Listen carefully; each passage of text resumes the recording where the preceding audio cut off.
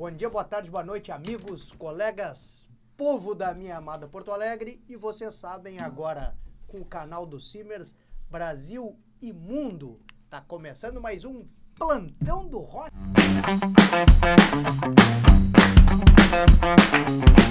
Hoje, esse aí vocês estão esperando há um tempão.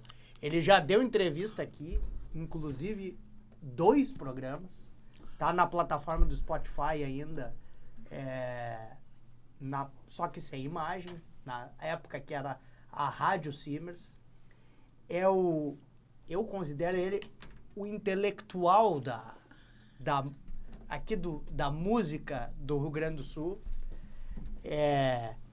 Professor, até bem pouco tempo estava na ativa como professor da Unicinos. Inclusive tem um meme que todos os músicos, né, que circulam em volta dele têm, que é ele falando seriedade. E eu tenho o prazer de ser amigo desse cara, amigo pessoal dele, conhecer a família dele, ele conhecer a minha. E eu tenho muito prazer de receber aqui de novo, e espero que muitas vezes, o meu amigo Jorge Otávio Frank Jorge. Poxa, muito legal. Eu às vezes, não é formalmente, mas é o meu jeito, né? Digo Dr. Jefferson sempre, né? E, puxa, uma alegria estar aqui no Plantão do Rock do Simers. E muito legal mesmo, assim, um prazer. Fico muito contente, muito honrado com o convite. Voltar agora, né? Para o YouTube, para o mundo inteiro poder conferir, curtir. Vamos bater esse papo aí. Vamos bater. Eu vou começar por um assunto que a gente começou a abordar. Se vocês não sabem, o Frank teve e tem uma semi-muda para Buenos Aires, porque uma parte da família está lá. Ele ainda está fazendo o binário, fez um pouco mais a ida e vinda. Né? Agora, pelo que a gente estava conversando, tem passado mais um tempo aqui. Exato. Mas o que eu queria saber é da experiência de fazer essa muda e de como é viver em Buenos Aires.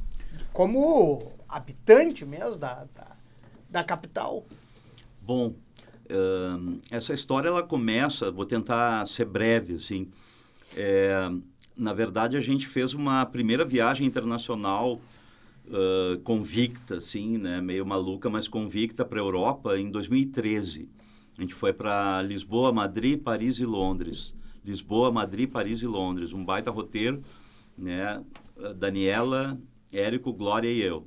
Daniela, minha esposa, o Érico e Glória eram pequeninhos. E daí a gente já gerou ali um olhar, né? Tanto a gente como eles, obviamente, por suposto, um olhar tipo de outros lugares, outras civilizações, como funcionam outras culturas.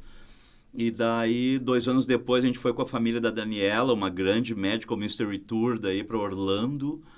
E também já foi outra experiência. Em 2017, quando eu concluí o mestrado em comunicação, a gente foi a Montevidéu. E daí a gente já achou muito legal, né? Um país hispanohablante, friozito ali em julho. E em 2018 a gente conheceu Buenos Aires. E daí nos quedamos loucos. E foi, Jefferson, foi isso, né? Importante eu contar esse itinerário que a gente fez, assim, com modéstia, com esforço, mas querendo, claro. A viagem não é só a viagem no sentido de curtir a viagem, é no sentido de tu observar outra cultura, outra gastronomia, né? Então, quando a gente conheceu Buenos Aires, a gente ficou, é aqui, né? Aqui a gente vai ter que morar um dia. Quando a gente foi lá na Praça de Mayo, né? Praça de Maio, né? Daí a gente era no inverno, aquele friozito, mas aquela luz solar de lá, a gente ficou meio... Deu uma batida, assim, muito interessante, mexeu com a gente. Regressamos lá, né? Várias vezes, só eu e a Daniela, às vezes o quarteto, né? E daí ocorreu, né, que no decorrer de 2023, a Daniela e a Glória se organizaram assim, a gente está indo, vamos alugar um Airbnb e a gente vai indo na frente. Foi mais ou menos isso. e elas acabaram ficando lá alguns meses, e daí a Glória diagnosticou linfoma de Hodgkin, já tinha plano de saúde lá, que a gente já tinha organizado, ela tratou no hospital alemão, muito bem atendida, teve o autotransplante de medula, e nesse meio tempo eu e o Érico seguindo, morando em Porto Alegre, eu trabalhando, né, fazendo shows, e daí ela acabou tendo, né, com o autotransplante, teve a pega, como chamam daí, né, ela se recuperou, e dá para dizer isso, ela ficou praticamente 11 meses tratando aquilo que a família vive, né, uma agonia, melhora, piora, nossa, né. Mas eu, assim, como teu amigo e como Sim. médico, e a gente se falava bastante, às vezes Sim. por WhatsApp, às vezes por Aham. Instagram, e tu não sendo da área médica, Claro. nós vamos falar a Sim. questão do pai médico, mas Aham. né, não tendo convivido com a área médica, cara, eu acho que tu levou muito de boa, com muita tranquilidade, eu não cara. sei se... Eu acho que por Não eu... em excesso, tu entende? É. Mas dava Não, pra eu ver acho- que tu tinha uma confiança, que tava vendo. Eu te mandava uma mensagem, aí como é que foi? Ah, aplicou mais uma químio, teve um pouco de náusea. Aham, aham. Mas eu sempre via que cara, Não, e que até tava assim... Eu ficava muito feliz até sempre que tu mantinha contato, porque é muito legal a gente estar dialogando, né, com alguém da área biomédica que conhece do riscado, né? Mas realmente eu acho que a gente vai adquirindo, né? Eu não vou dizer que o cara é totalmente pelo duro, é indiferente, é frio, não é isso. Mas eu pensava, não, eu tenho que, no mínimo, dar um suporte Claro. emocional, financeiro, coisa e tal. E sim, eu acho que a gente já tinha no histórico, depois a gente vai comentar algo a respeito do meu pai, mas já tinha no histórico da família do meu pai ter falecido com câncer, né? Então, isso, claro que a maneira como a minha família tocou a vida adiante após o falecimento do meu pai, acho que aquilo me inspirou a vida toda também, né? De não deixar de curtir música, não deixar de ter uma postura altiva diante das coisas e dos sinistros e das vicissitudes, né? Mas, em resumo, como é viver em Buenos Aires, né? Depois, dá para dizer isso agora que a Glória, depois desse tempo todo, se recuperou, a questão social para uma menina de 19, 20 anos é muito importante, então ela iniciou uma faculdade de música, ela se enturmou, a questão social daí, então, né, muito além só da convivência nas mídias sociais, ela fez amizades, fez uma banda com amigos, amigas, né, e, cara, como todo mundo sabe, né, seja Argentina ou qualquer país latino-americano, tem esses binômios, né, num momento é um governo de esquerda com determinadas bandeiras, às vezes é um governo de centro, às vezes de direita, e a gente viveu isso, estando lá, a eleição, né, do Javier Milei, e o país, claro, né, muitas coisas mudaram em benefícios sociais que antes existiam, que não tem mais, mas eu sempre gosto de dizer, né, com muita prudência, assim, não parecer contra ou a favor, né, não, é um país que tem todo um aspecto cultural, turístico, gastronômico, assim, muito grande, assim, né, claro que em todo o país, mas principalmente Buenos Aires é uma cidade que está no roteiro de grandes shows internacionais, grandes exposições, então é uma cidade, viver lá é muito bacana, né, tu perceber uma cidade que está sempre muito viva, muito acordada, tu sai de um show, seja 11h30 da noite, seja meia-noite, tá tudo aberto, né, restaurante, farmácia, até livraria, talvez tu vai encontrar aberta no meio da noite, então viver lá está sendo uma experiência mais, né, da Daniela e da Glória, viver bastante. Tanto eu como o Érico, a gente foi um par de vezes. Mas é isso, a gente tem um encantamento, né, pelo país, pela cidade de Buenos Aires. Já fiz algumas apresentações lá, já compus lá música em espanhol. E um CD inteiro, aliás.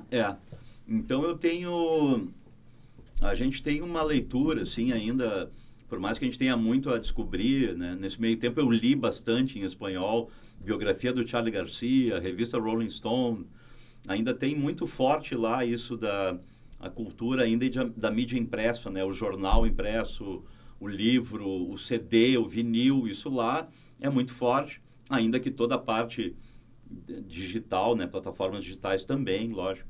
Mas o que eu diria é isso, Jefferson, o brasileiro, de modo geral, e mesmo o gaúcho, que, né, teoricamente a gente está perto, a gente é fronteira, né, conhece muito pouco desse país. É isso que eu acho, assim. Para a gente fazer um fechamento dessa parte argentina, eu queria que tu tocasse a música tá. que tu lançou nesse álbum. Sim. Que foi o que, inclusive, tem versões de músicas tuas em espanhol, né? Isso. E as inéditas. Foi um tipo muito raro. Isso aí foi uma gestão de 2023 para 2024 e saiu em março de 2024. E a música que abre o disco é La Vida.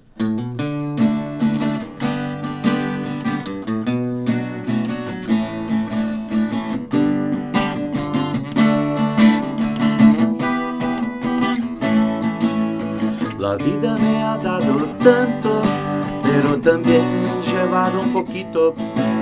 Es el precio del pecado divino, y no me digas eso sin mi destino.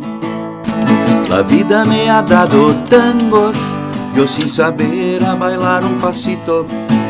Con mi madre yo oí desde niño, y hace un tiempo me siento perdido. No me vengas con no me vengas, que tenemos unos a los otros, que tenemos una causa igual. Cada uno seguirá su camino, y quien ahora llamará otro vino, para brindarnos juntos a la vida de verdad. La vida me ha dado tierra, y de eso yo nunca me olvido.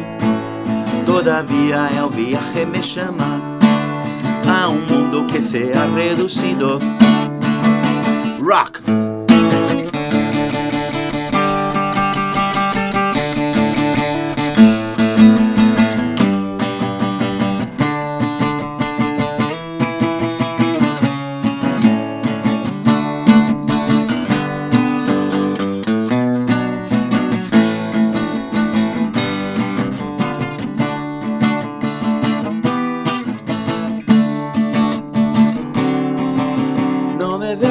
Con no me vengas, que tenemos unos a los otros, que tenemos una causa igual.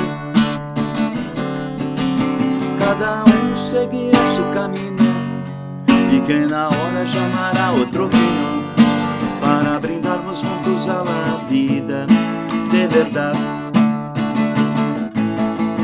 La vida me ha dado tiempo, y lo perdí sin darme cuenta. Sigo viviendo y agradezco mucho, gracias a la vida que me ha dado tanto, gracias a la vida que me ha dado tanto, gracias a la vida que me ha dado tanto.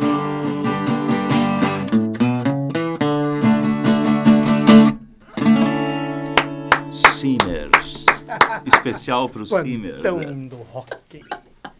Funcionou, eu acho. Cara,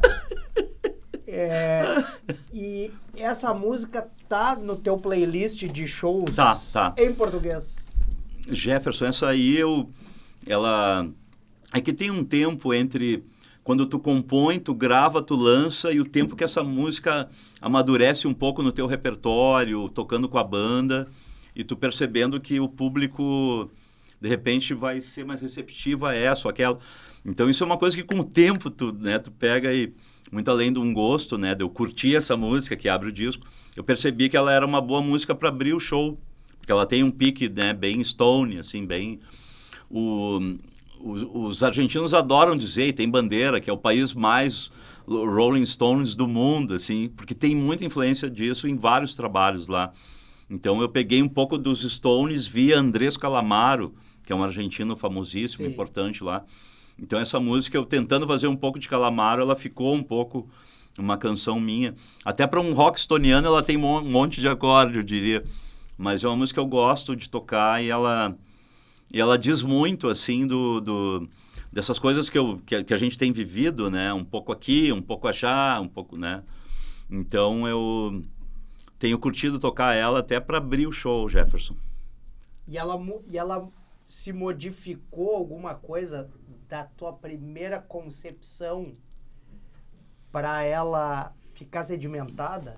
Tipo, ela era mais rápida e ficou mais devagar? Ou era uma balada e... Olha, tu ia achando que não funcionava ou Ótima nasceu pergunta. letra e música, nasceu melodia, nasceu uma letra, eu vou musicar minha letra, como é que... Excelente pergunta, né? Uma pergunta com uns 3, 4 ângulos, assim, muito legal. Ainda que eu grave, que eu componha e grave eventualmente balada, eu sou um cara que eu gosto mais de compor músicas pra frente, assim, com andamento... Pra frente é uma gíria muito jovem guarda, aliás. Pra frente, uma gíria de 50, 60 E é a próxima pergunta, mas vamos chegar lá. Não, eu gosto de compor com andamento pra frente, com BPM mais pra frente. E daí essa é uma que... Eventualmente, quando rola de ter um músico substituto, assim, que não tá tão habituado, e às vezes puxa a música mais para trás, eu olho pro cara e, tipo, não, é mais para frente, né? Não que o show tenha que ser uma loucurama do início ao fim, tu tem momentos ali, eu gosto de tocar Je t'aime, moi non plus, do Serge Gainsbourg, gosto de tocar uma balada ou outra no meio, sim, eu faço isso. Mas eu acho mais legal o show, o agito, que as pessoas possam dançar, se divertir, né? Então, no caso dessa música, amigo, às vezes eu começo uma música a partir da letra, já criando uma melodia mentalmente, sem estar até com o violão. Isso acontece. E às vezes daí tu junta, né, uma coisa com a outra, né? Como assim?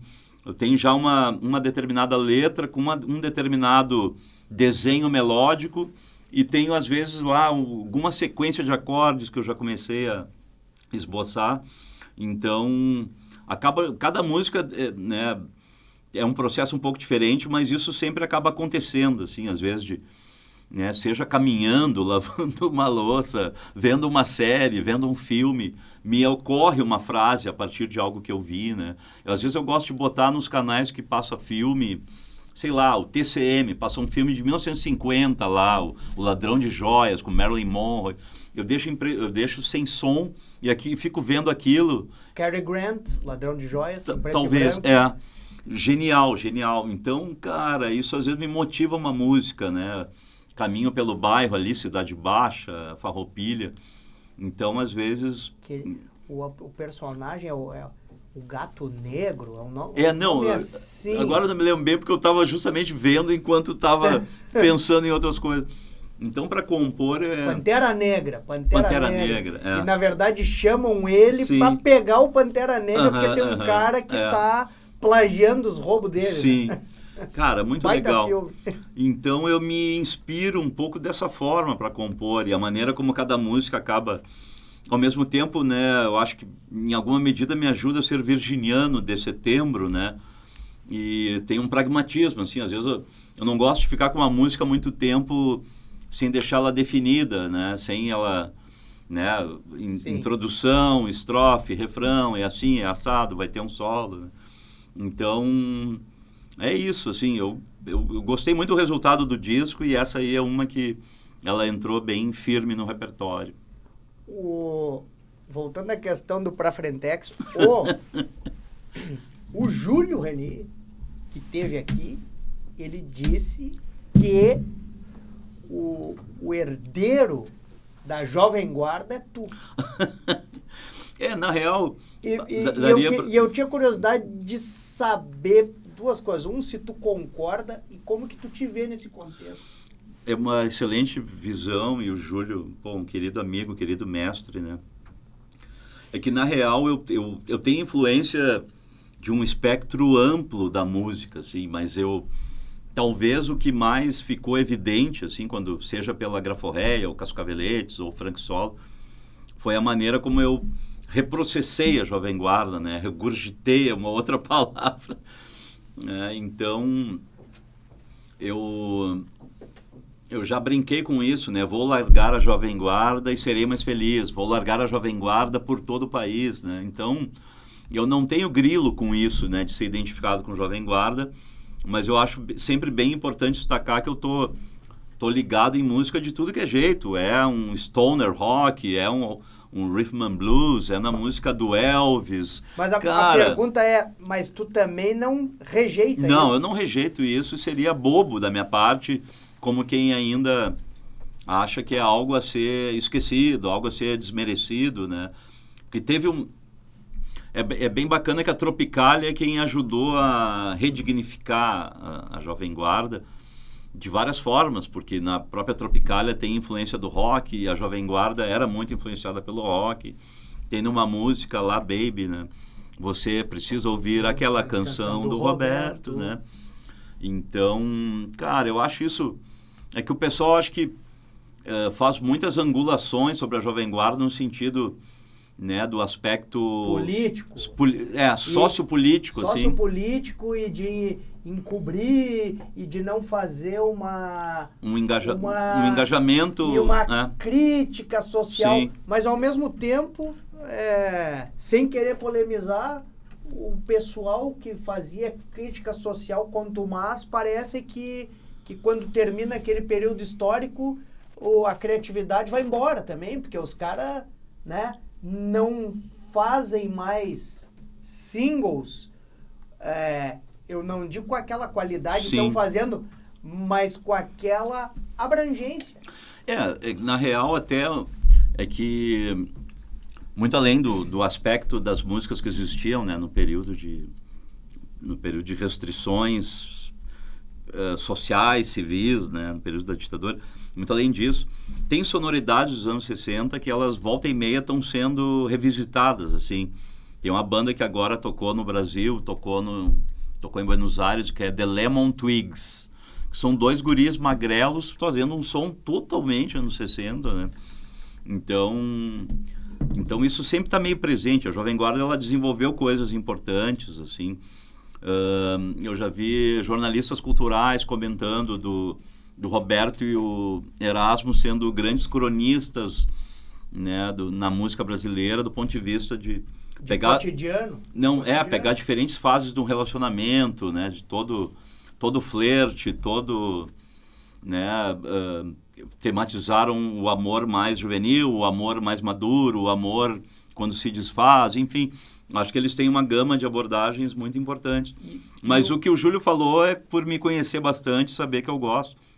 E é inesgotável que a gente pode... Não, e por te conhecer bastante e saber e conhecer a tua discografia sim. E ver isso. Mas eu te fiz a pergunta porque, por exemplo, eu já vi entrevista do Paul McCartney de mais tempo atrás, de ele dizendo que logo que ele terminou os Beatles e que ele começou com o Wings ali, vinha muita balada na cabeça dele. E que ele dizia pra ele assim, não, mas não dá, eu tenho que ser roqueiro, Até que teve um momento que ele se assumiu e disse, não, mas esse aqui sou eu. Claro, sim. Esse aqui sou eu. O roqueiro não.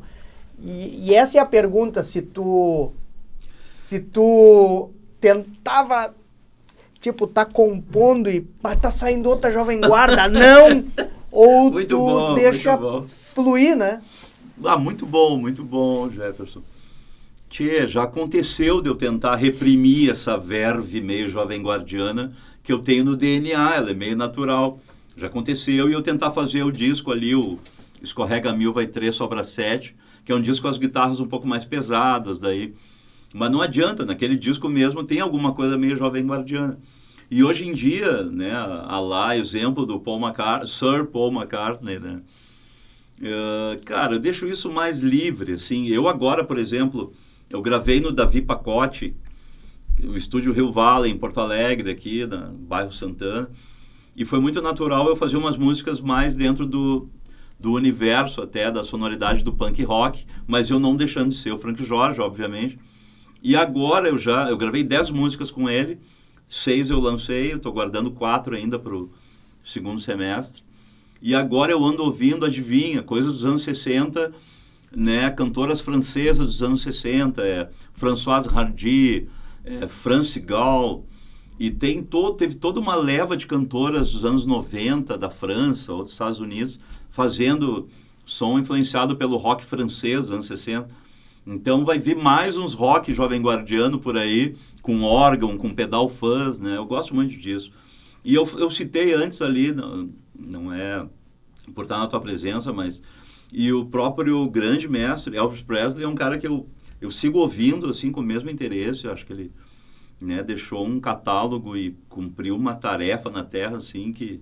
Enfim, ele também teve esses momentos dele. Às vezes o pessoal fazia um acionamento, o cara é roqueiro, mas tá lá com Nixon, enfim. Ele devia se debater, né, em termos de o que eu sou, o que eu não sou, né? Ele tinha seus conflitos existenciais, mas é um cara que eu respeitei muito e fiz a música Elvis na fase decadente, bem melhor que muita gente. Essa eu vou te... acompanhar aqui. Não, eu vou fingir que estou te acompanhando. Mas antes eu queria relatar uma coisa que vem na carona disso que a gente está falando. Hoje eu vi um corte de uma entrevista do Niso Neto, filho do Chico Anísio, porque teve um humorista que foi num canal, num podcast e revelou algumas coisas da intimidade do Chico Anísio, que eu não vou falar aqui para daqui a pouco não dar strike e dar problema, mas de algumas coisas da parte pessoal do Chico Anísio, que a família, principalmente o Niso, ficou um pouco chateado, e parece que o Niso até gravou um vídeo em resposta a isso, tararara. Mas o Niso diz uma coisa no vídeo que é assim, se tu tem um ídolo, né, ele tem que ficar no nível do ídolo, porque todas as pessoas, elas têm as suas, né, as suas vivências, e com isso elas têm o seu jeito de se comportar, entender e se relacionar. E então o Niso disse assim, aliás, deixa um conselho para vocês, eu que fui filho de um ídolo, não tentem conhecer os seus ídolos, porque talvez você se decepcione. Porque é isso, né? Um ídolo é uma coisa que a gente monta na cabeça, aquele ídolo.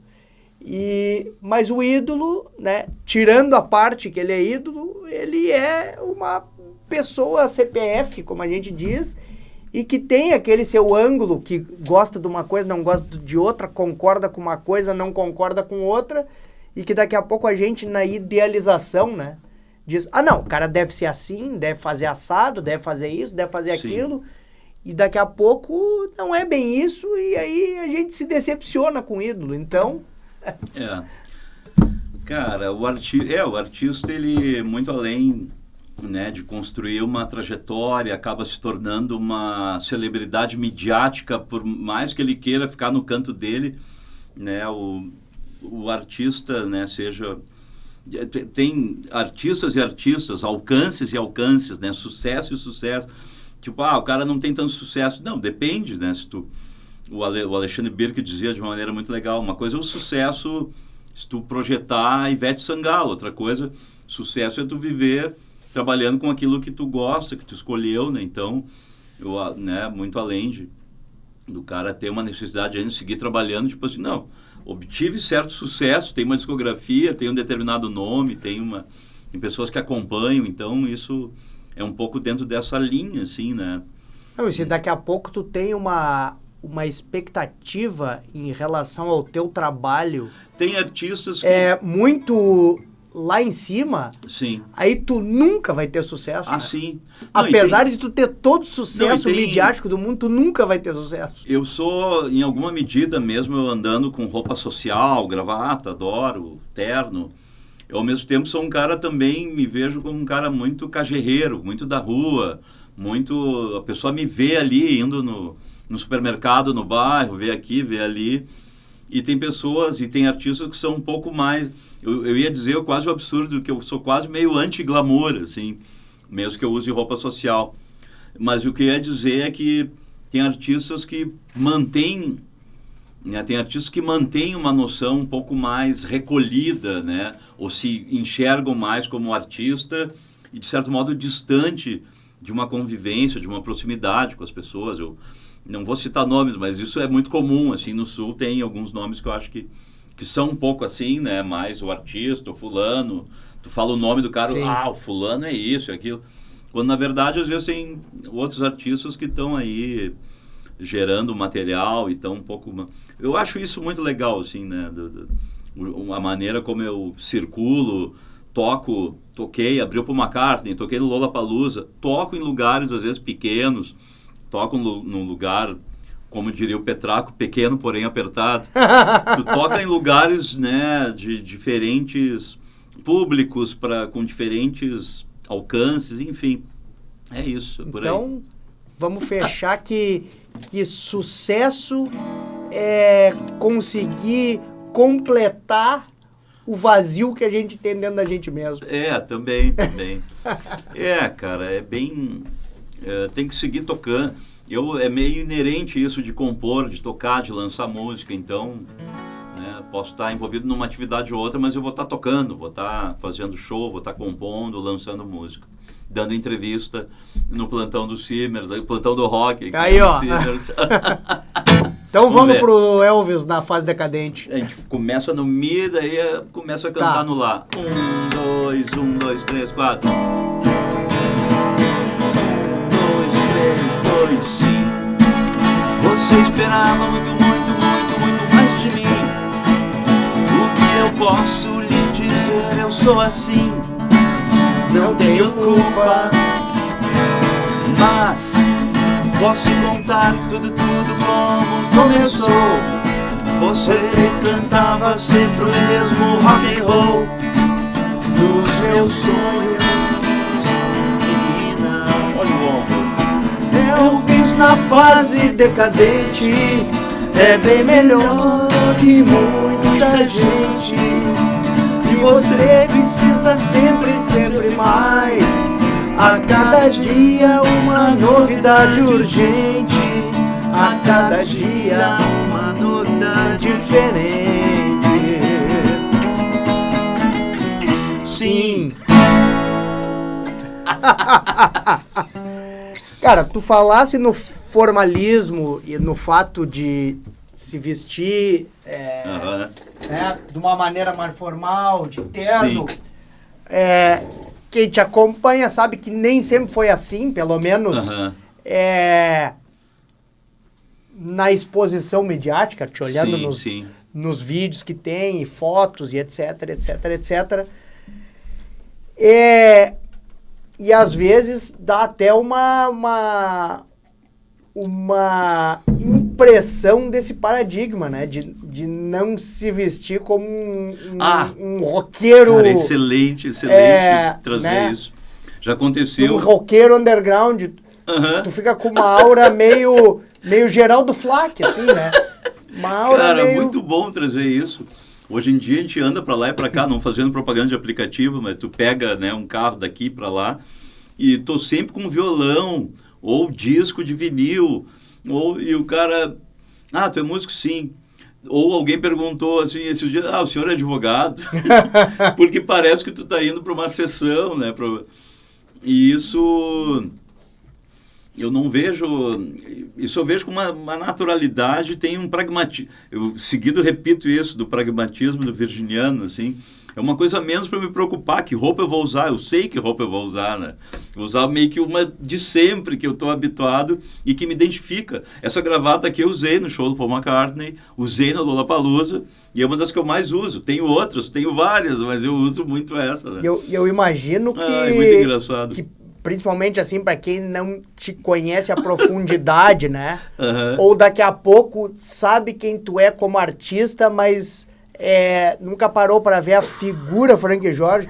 Quando tu diz assim, mas qual foram as músicas que o senhor compôs? Acho que quando tu fala do Amigo Punk, o cara deve ter um choque. Ele deve dizer, não, mas quem compôs o Amigo Punk não foi tu. Não, mas isso não é tanto assim, né? Algumas pessoas conhecem, identificam, outras nem tanto. Mas isso da roupa, eu gosto de brincar também, que o cara gosta de rock, faz rock de diferentes formas. mas eu me visto meio como um tangueiro argentino, assim. Tu vê aquelas capas de disco de tango, estão os caras de terno, gravata. É como eu me visto, assim. Não raras vezes eu vou à aula, assim, vou no super, assim. Não, e a capa do teu tipo muito raro tá assim, com eu o tô, terno, assim, o chapéu. Um chapéu que eu tinha comprado em Bagé, que ele sumiu esses tempos e eu vou ter que comprar outro de novo. Eu adoro usar chapéu, mas agora eu fiquei com... Bom, retrocedendo um pouco na história, ou retrocedendo bastante na história, o grande público talvez não saiba, mas o Frank Jorge, ele é filho de médico, ginecologista, inclusive o casal está na capa do disco. Está na capa aqui, o meu segundo álbum solo de 2004, né? Qual câmera? Essa aqui, tá aqui, ó. Vida de Verdade, tá ali o Dr. Mário e a Dona Marlene na formatura de medicina na URGS, no baile, em 1950, essa foto. E ele saiu primeiro em CD em 2004 e em vinil agora em 2024. Então, 20 anos depois saiu a edição em vinil, um vinilzito vermelho aqui. E, nossa, foi, na real, tanto... há um pouco de uma... A minha esposa adora dizer que foi uma ideia dela, né? Usar essa foto. Eu tenho essa foto pequenininha, em preto e branco. E foi uma ideia dela que passou na época, ela trabalhava dando aula de inglês numa agência de publicidade. E daí teve o diretor de arte lá que fez a capa, que ele achou legal a ideia. Minha esposa, ela adora ter a autoria. Foi ela que escolheu essa foto e ela que imaginou. E eu acho que eu também me lembro que isso aqui seria uma homenagem legal. Porque Vida de Verdade remete um pouco à família, à continuidade da família, né? E todo, né, a partir do Mário e da Marlene, nasceram 6 filhos. Eu sou o caçula de 6 filhos. Então, ela de Porto Alegre... A mais velha ou o mais velho tá com quantos anos? A Marília é de 54, então ela tem, né?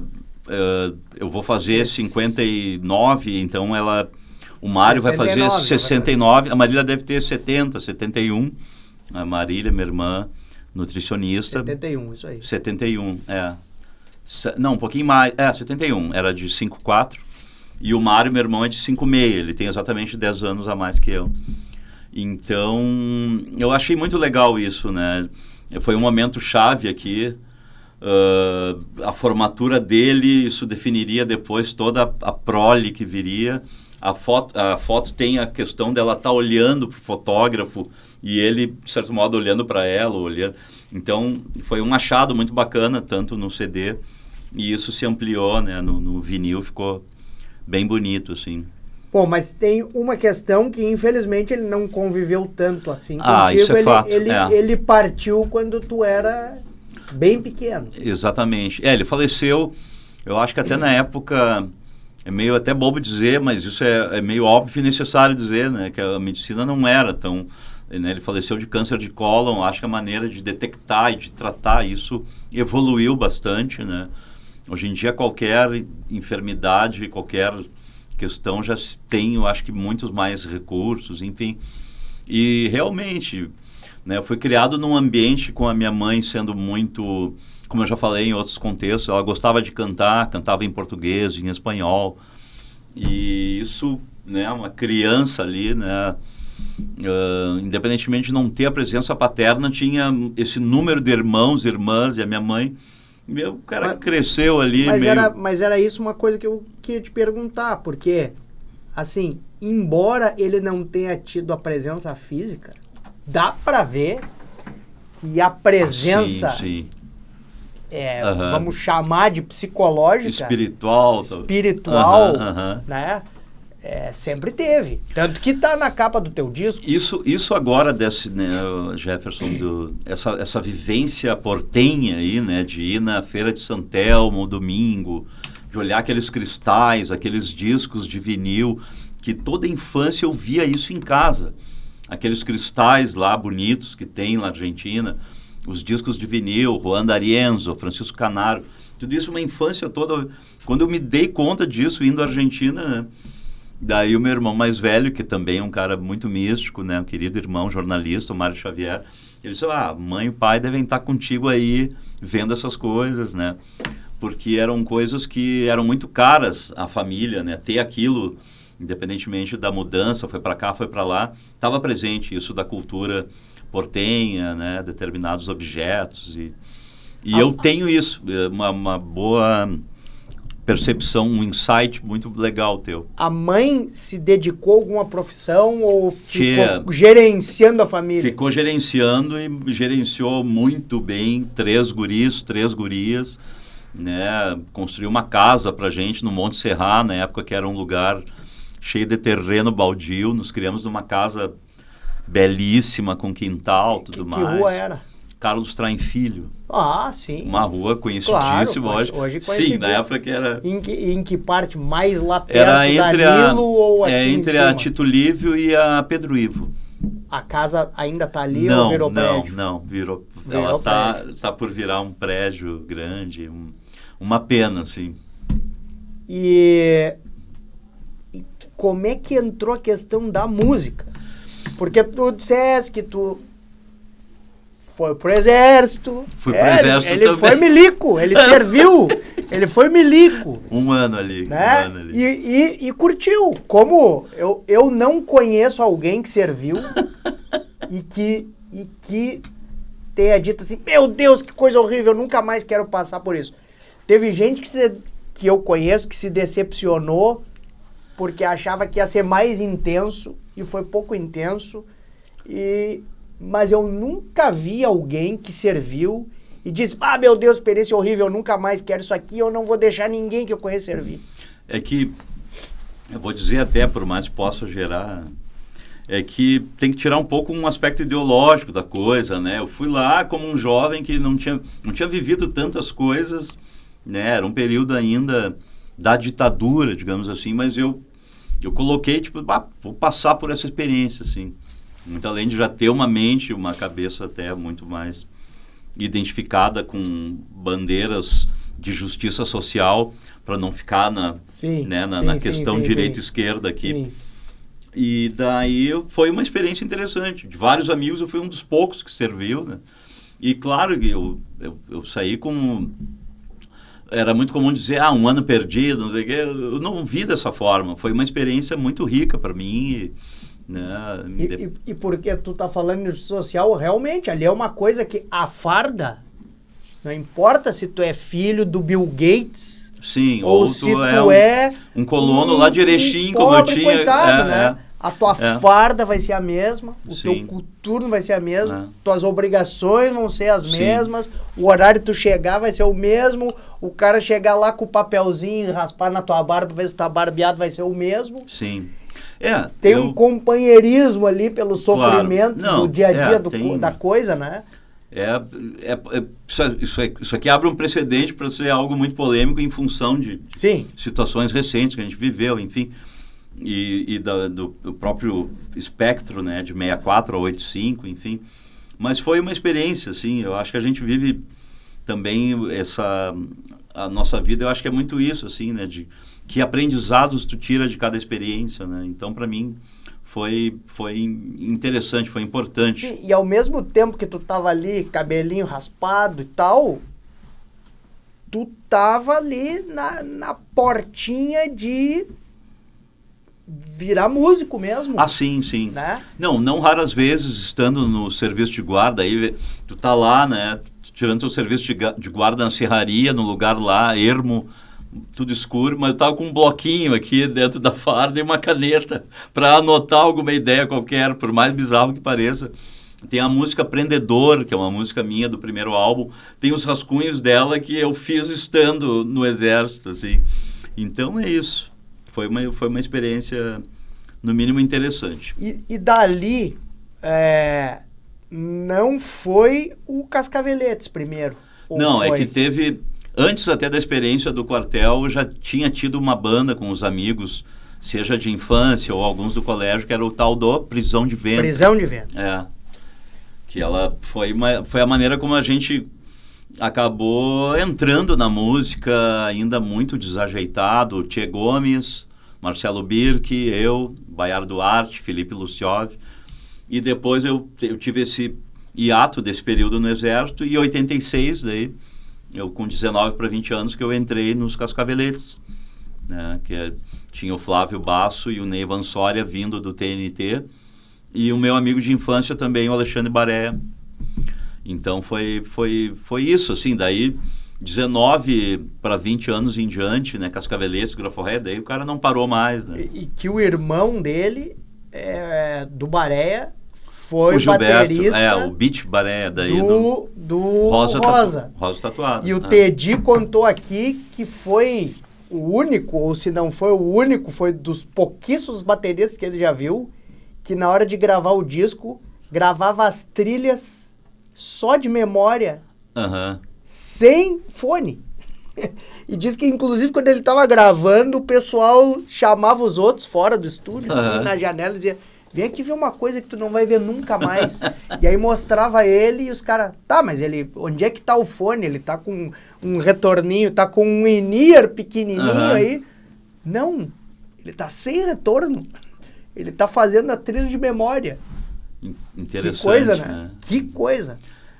Mas e aí tu entra ali, cara, vindo de uma formação assim tradicional, envolta nessas questões do cristal, do tango, do disco, tendo recém saído do exército, e tu entra naquela atmosfera dos caras assim, eles que me o Ney Vansória ainda tá aí, né? Sim.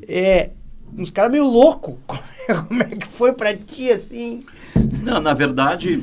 E dá pra ver no que tem gravado, por exemplo, tem gravado um TVE daqueles, o Palcos da Vida. Claro. Que tu tá ali, cabelinho curto, devia ter saído do exército recém, e tá mandando ver no calcinho e tal. Na Mas verdade... como é que foi pra ti isso, cara? É que até voltando na tua pergunta, como é que entrou a música, né? É que nesse ambiente familiar aí, né, pós-falecimento do pai, se manteve uma atmosfera cultural, né? Eu já falei isso inúmeras vezes, vou falar a vida toda, assim, né? Eu vivi numa atmosfera cultural e de muito amor, né? De muito riso, muito escracho já em casa, assim, né? Então, tem a coisa formal, tem o cristal, tem o tangueiro, mas a gente estava curtindo já coisas bem interessantes, irreverentes, transgressoras, né? Os Mutantes, né? Ouvindo tudo de tudo, né? O Baiano e os Novos Caetanos lá, o Chico Anísio, o Arthur Rodrigues. Então, claro, né? Quando guri ali, também adorava ir a shows, adorava ir a cinema, adorava cultura pop em geral. E fazer banda com os amigos e tentar criar algo diferente era meio natural, assim. E nos Cascaveletes, exatamente, tinha muito Cascaveletes, o principal era a verve, né? Não desmerecendo, claro, compositor, músico, amigo, Ney Vansória, né? Mas o Cascaveletes era muito a verve, o jeito do Flávio Basso, né? Aquele tipo de letra, aquela escatologia, né? Aquela irreverência que era um pouco, né, uma coisa punkabilly, né? Rockabilly punk, assim. E para mim, eu era um pouco mais, talvez introspectivo, um pouco mais tímido, né? Mas eu tava ali e me sentia bem, assim, tava passando... Vocês tinham diferença de idade? Muito pouco, assim, eu sou de 66, eu acho que o Ney e o Flávio deviam ser de 68. Sim, então tu não foi aquele, tipo, o George Harrison dos Beatles, aquele gurizinho. Não, ao contrário, eu era o mais velho, talvez, mas menos experiente da música. Eles, mesmo sendo mais jovens, já tinham tido a experiência de gravar o álbum Rock Grande do Sul, né? Então... E tu tinha vindo do violão ou tu começou direto no baixo? Não, eu comecei... Eu tinha tido aulas de violão e já tinha tocado baixo também um pouco, né, no Prisão de Ventre. Então eu entrei no Cascaveletes fazendo uma segunda guitarra. Certo. Porque o Ney era o solista, né, compositor solista, e o Flávio o baixista. Então, no início eu toquei guitarra e em seguida foi meio natural. O Flávio fazia uma performance mais Mick Jagger ali, sem guitarra, e eu fui pro baixo. Virou por um período um trio, depois entrou, né, o Humberto Pettinelli, o Cocaine, entrou no teclado. O Flávio fazia alguma guitarra base, eventualmente, né. Eu fui pro baixo daí nos Cascaveletes. E foi desafio ou Ou foi mais tranquilo? Não, na real... acho que sempre é desafiador, mas eu já vinha tocando baixo, seja na Graforrest Harmônica também, então fui desenvolver uma linguagem nos Cascaveletes mais dentro do que era aquele tipo de rock da banda, né? Algo que dialogava com hard rock, com rockabilly, né?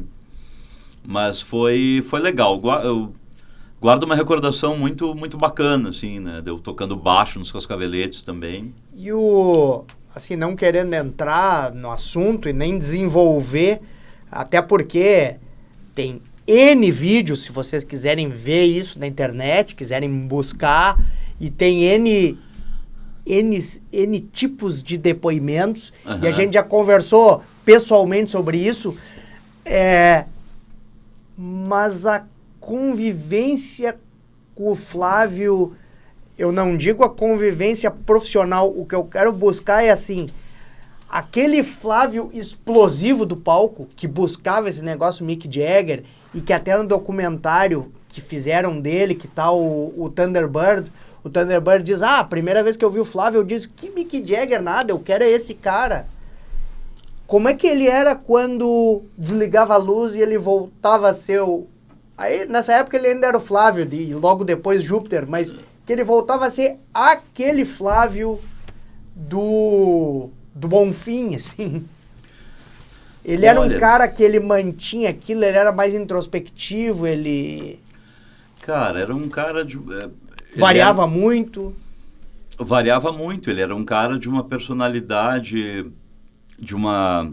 antes de mais nada, uma coisa que eu sempre gosto de falar, era um cara de uma capacidade artística, né, de composição, pensar arranjos, uma questão importante na música pop, no rock and roll, que é ser melodista, né, tu criar as melodias para determinadas letras, melodias para linha de baixo, nisso aí ele era um cara, assim, muito raro, um cara, né, que tinha e ficou aí o material que ele gravou, seja nos álbuns solo, seja no Cascaveletes. Então, não fugindo da pergunta, dependendo do período em que ele estava, né, emocionalmente, está um pouco mais, está indo fundo nisso ou naquilo, né, sei lá, seja no álcool, seja em outras questões. Ele tinha momentos, né, de estar um pouco mais centrado, de estar um pouco mais calmo, claro que tinha. Se tornar uma pessoa muito agradável para conversar sobre música, sobre ideias. Nunca vou esquecer numa ida a São Paulo, quando eu fui tocar com o Plato de Dvorak, uns amigos lá de São Paulo, que daí se inventou uma banda para esse show lá, que era os Ameixas Elétricas. Daí na entrada desse lugar tinha tipo um barzinho, assim, e ele estava ali, mas ele estava muito, muito clean, assim, né? O Petraco até costuma dizer que no período que se popularizou o negócio de fazer vídeo em smartphone, né? Que daí tem uma profusão de vídeos ruins dele.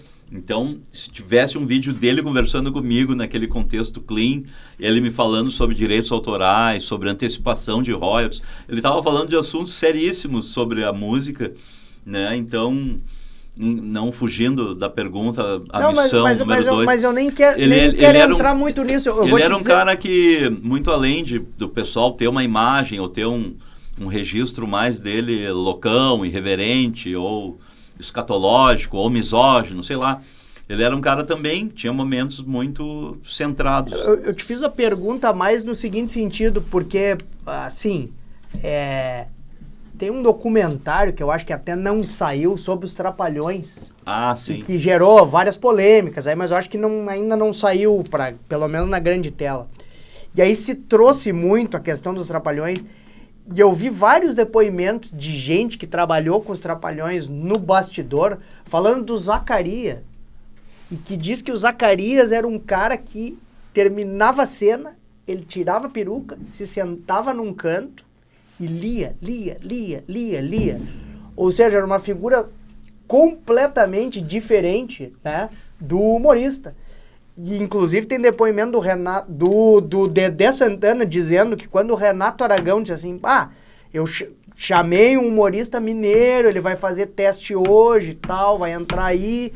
E quando chegou o Zacarias, disse que chegou de terno também, Aham. uma maletinha, e o Dedé disse que, com a voz, porque ele era locutor, a gente não via isso, mas ele tinha uma voz impostada e tal, tinha sido locutor em Minas, e que o Dedé disse, não, mas para aí, esse cara aí é gerente do banco, não é um humorista, e que daí, Sim. então, quando virou botou a peruca Claro, e tal, virou... personagem. Então, era mais nesse tipo, se ele era um cara que mantinha aquela agitação, digamos assim, ou se ele era um cara que pessoalmente era mais introspectivo e não se relacionava tanto. Mas, claro, tu já falou que também dependia de muitas variáveis. Depende do momento, né? Ele era um cara que, de repente, podia estar muito irreverente, podia estar muito contente, podia estar, às vezes, era também um pouco egocêntrico, né? Podia, às vezes, ser, né, não tão... Na presença de outras pessoas, te tratava de outro jeito, podia acontecer isso. Mas eu sempre gosto, até em respeito à própria memória, assim, eu gosto muito de enaltecê-los. As virtudes, né? Que era um grande músico. A gente foi amigo, conviveu, teve convivência legal, é óbvio, né? E foi uma convivência que durou pouco, né? Eu fiquei nos Cascaveletes de 86 a 89. Quando ele vai gravar o disco A Sétima Efervescência, ele me convidou para tocar teclado. Fiz um teclado lá na música Lugar do Caralho, Novo Namorado, né? E é isso, né? Eu acho que tem muito material. As pessoas têm que saber filtrar também. Tem muito material trash dele em entrevista, tá assim, tá assado. Mas tem muito material bacana de apresentação. Tem aí nas plataformas digitais musicais o material. E é isso, é um cara interessante a ser pesquisado, assim, né? Bom, mas acontece que, número 1, o meu amigo é tu. O cara que tá aqui é tu. Sim. Quem tá produzindo é tu. Uhum. Então, ele é só um trecho da nossa conversa. Perfeito. Uma coisa que me chama a atenção é, tu faz um tipo de linha de baixo que não é uma linha... Como é que eu vou te explicar? Ele é uma linha bastante solfejada e dedilhada. Dá pra ver que quando tu tá no baixo, tu gosta disso. Tu não mantém aquele baixo, eu vou chamar, um baixo papai e mamãe. Tu utiliza o instrumento. Na verdade... Isso que eu ia te perguntar. Isso tu puxa da guitarra, porque eu gostaria que vocês vissem ele em show, porque no show, geralmente ele toca com uma guitarra, uma semiacústica, ainda é a vermelhinha semiacústica. No momento não, é a The Armond. E ele é um instrumentista muito virtuoso. A tua filha, quando tu faz o solo, e tu sempre faz uma variação do solinho do Nunca Diga, por exemplo, todas as vezes que eu vi a tua filha presente, ela sempre, aquele ali é um momento, quando tu sola, né, e faz as escalas utilizando o braço todo, né, e vai mudando de oitava ali, aquele é um momento muito prazeroso para quem é instrumentista e te ver tocar. E dá pra ver que tu utiliza esse dedilhado no baixo. Cara, muito... Primeiro, se tem algum que tu prefere, e segundo, se tu acha que a questão do jeito como tu toca o baixo é pelo fato de tu não ter começado no baixo com o formalismo do baixo prestador de serviço, assim. Não, muito, muito legal, muito sensíveis essas observações todas tuas aí. Tem uma coisa que eu acho que é peculiar, que talvez o cara que mais me influenciou no baixo é o Paul McCartney, não adianta, né? Por mais que eu goste do cara do The Who pra caramba, John Entwistle, Didi Ramone, pode não parecer, mas é um grande mestre para mim, né? Mas o que aconteceu é que o Paul primeiro ele tocou guitarra nos Beatles, e daí quando ele, num rearranjo da banda, vem a falecer o Stuart Sutcliffe, que era um cara que era pintor, amigo deles da fase Hamburgo lá, Esse cara vem a falecer e o Paul assumiu. No início... Quando ele volta de Hamburgo, ele já assume o baixo. Exatamente. Era no início a banda com 3 guitarristas, o John, o George e o Paul. E o Stuart no baixo ali meio deslocado na banda, na real. Era um pintor amigão. Então quando o Paul assume o baixo, ele assume o baixo entendendo que ele tinha que trazer um pouco daquele tipo de linha melódica que ele fazia de repente na guitarra. Então o baixo que o Paul vai desenvolver, né? Com uma maestria muito rara, né? Tem muito a ver com isso, que ele antes tocou guitarra. E eu, de certo modo, né, modestamente falando, eu ouvi muito baixo, não só dos Beatles, mas da Jovem Guarda, da música brega, do rock and roll, ouvi música erudita e osso, ouvi tango, enfim. Então eu acho que o baixo, muito além de dar a fundamental do acorde ali, né? A banda toda tá tocando lá, tu dá o lá, tu pode usar uma linha melódica, né? Onde tu não usa obrigatoriamente a tônica e tu cria uma... Isso vem também do Phil Spector, né? Da parede de som, da wall of sound, né? Onde às vezes a linha melódica mais grave do baixo, ela não é necessariamente um acompanhamento só da fundamental do acorde.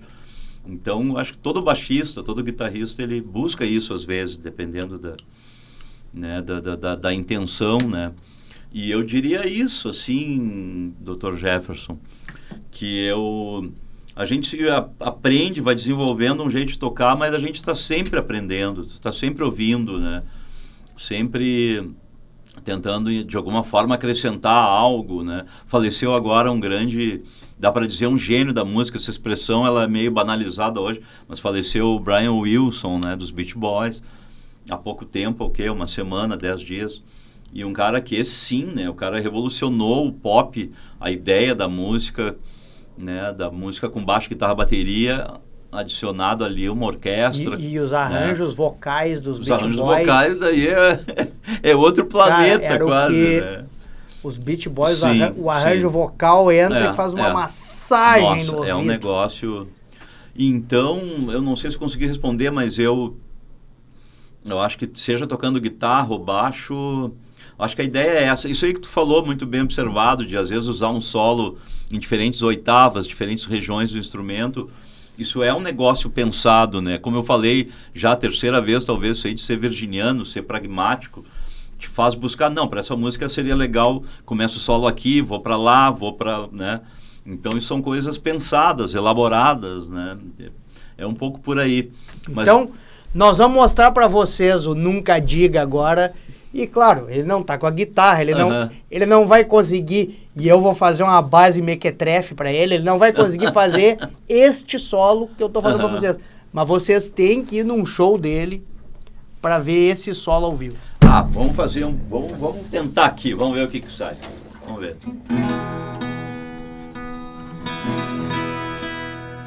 Vamos ver.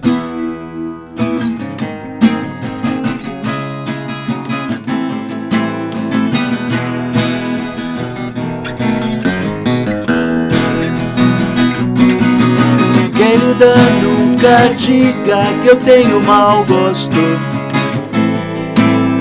e saiba que o belo da vida ainda está pra nascer.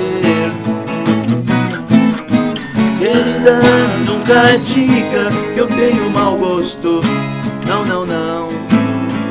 E saiba que o belo da vida ainda está pra nascer. Foi lhe mostrar um disco que eu comprei de um cantor que eu sempre gostei, mas você não me deu atenção. Voltarei pra casa pelo mesmo caminho, escutarei o meu disco sozinho, dentro do meu quarto na escuridão. Querida, nunca diga que eu tenho mau gosto, não, não, não. E tente enxergar o que os outros não conseguem ver. E tente enxergar o que os outros não conseguem ver.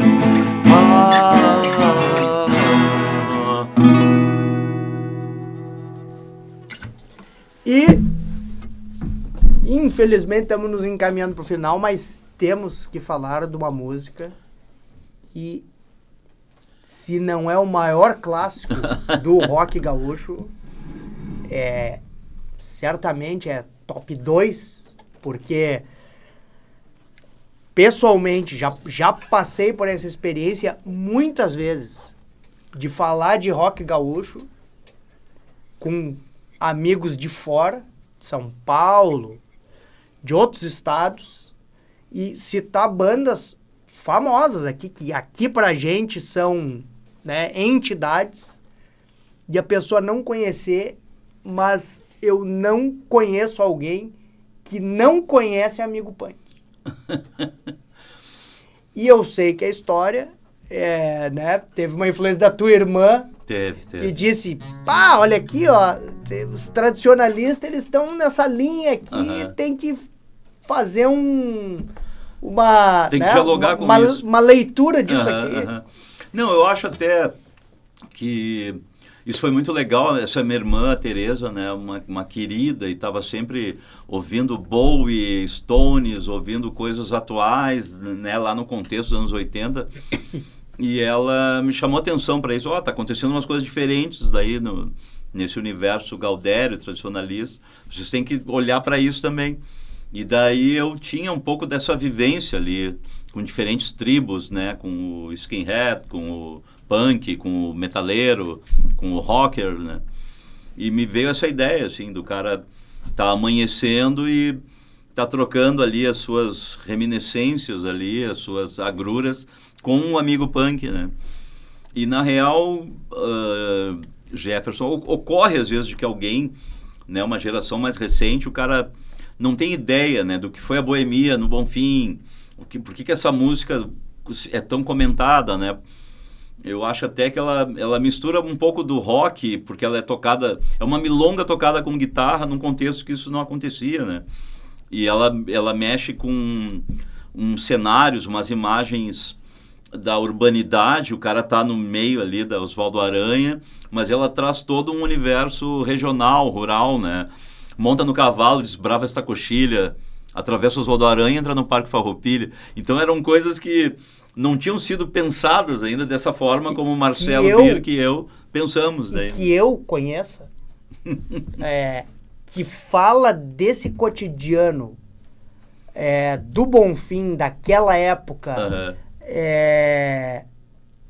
com essa clareza, só tem duas. O Amigo Punk, que fez sucesso estrondoso aqui e fora daqui, fora do Rio Grande do Sul, e a do Gelson Oliveira, aquela do Polícia pra cá e a rapaziada pra lá. Do Branco Oliveira, que fala um pouco disso aí. E as pessoas viviam no Bonfim e não fizeram tantas músicas desse dia a dia do Bonfim, né? Assim. Talvez. Talvez.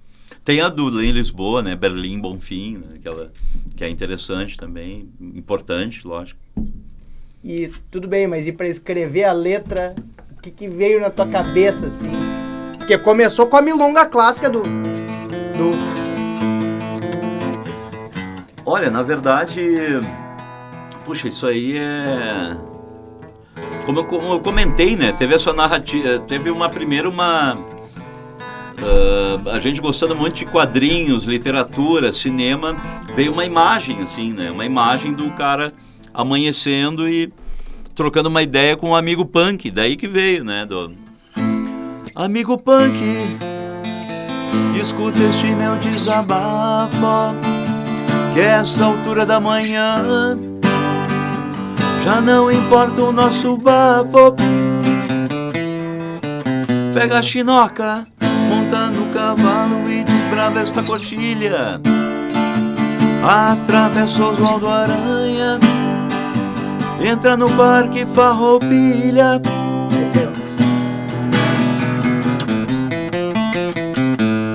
Amanhecia e tu chegavas em casa com asa, a tua mãe dá bom dia e se prepara pra marcar o gado com o ferro em brasa. E não importa se não tem lata de cola, eu quero agora associar nos meus pelegos, o meu cavalo galopando campo afora. O meu destino é Woodstock, mas eu chego aonde eu ouço a voz da cordiona, já escuto o gaiteiro puxando o fole, vai animando a galdeiriada no bolicho, enquanto eu sigo detonando o hardcore.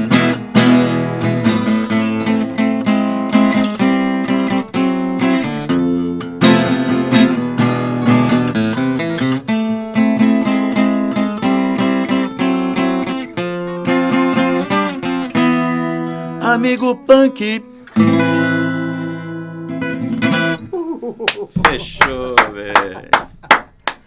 Bom, obrigado, Plantão do Rock, muito legal. Obviamente eu não, né, como sempre, antes as pessoas pelo menos, antes elas não viam nem a imagem, e agora eu acredito que elas tenham percebido como eu fico, assim, quando eu recebo, primeiro, eu vou chamar, não é bem a palavra que eu quero, mas uma entidade, como é o Frank Jorge. Que isso, imagina. Cara, eu acho que tu é o Erasmo Carlos da nossa realidade. Sério. Porque assim, se a gente for pegar em volume de trabalho, em diferentes cenários que tu atuou, olha, tu teve uma época, produziu The Dharma Lovers. A gente nem falou no The Dharma Lovers. Sim, sim. Foi quando eu te conheci pessoalmente, lá em São Paulo, com o The Dharma Lovers. Nossa. Estamos falando de 2001. Nossa. Eu acho que foi o Abril pro Rock. Sim, até. Abril pro Rock em São Paulo, né? Porque é um festival de Recife. E foi quando eu te conheci pessoalmente. Nossa, lá e tal. Nem lembrava. E, cara, trabalhou na TV... né? Produziu um monte de coisa, professor universitário e, enfim, em estilos musicais tem um repertório com uma diferença muito difícil de ser batida. Uma vez ouvi de uma virginiana, que é a Cida, né? A Cida, puxa, me escapou, Cida Pimentel. Ela disse que o virginiano é meio novidadeiro. E eu, na época, eu não entendi bem o que ela quis dizer com aquilo, porque o alemão Ronaldo também é do signo de Virgem, Vander Wildner, né? Eu, que sou 4 dias de diferença de ti, tu é 20, eu sou 16. E daí ela falou que o virginiano é meio novidadeiro. Eu acho que a minha vida, ela mostra um pouco isso, porque eu atuei como gestor público em Secretaria de Cultura, fui gestor da usina do gasômetro, trabalhei na TVE, trabalhei em universidade... E agora doutorando na Fevale, curtindo muito, indústria criativa, um manancial de coisas para aprender, para ter novos olhares sobre o meio em que eu venho atuando, né, que é a indústria criativa. Então, Jefferson, eu acho que é um pouco por aí isso do novidadeiro mesmo, assim. O cara não gosta de se repetir tanto, né? E é isso, espero seguir lançando bastante música e tendo a oportunidade de ir a lugares tão bacanas como esse Plantão do Rock aqui.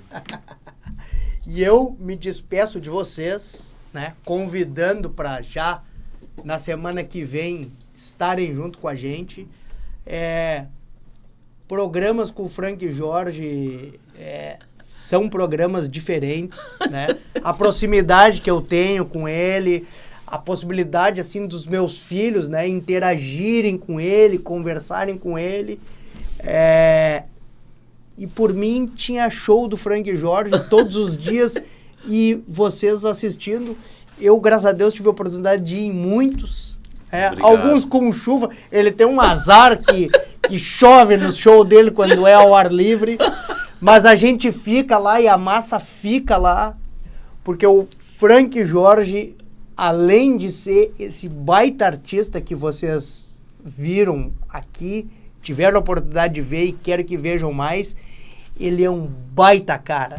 Pô, obrigado, cara. Fico até constrangido aqui. Não, mas não tem que ficar constrangido, obrigado, porque obrigado, tu é carinho. O cara. Tu tá é louco, o cara. Tá louco. E o fato de poder conviver contigo, trocar contigo, eu quero que, cara, que ainda se repita por muitos e muitos e muitos anos. Repetiremos, com certeza. Pô, prazerzão.